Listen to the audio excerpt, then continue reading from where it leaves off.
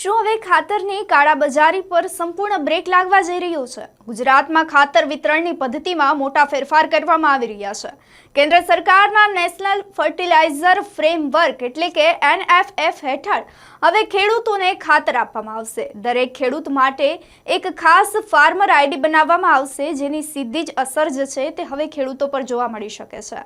જમીનના રેકોર્ડ સાથે જોડાયેલી તમામ અપડેટ સરકારને મળી રહેશે.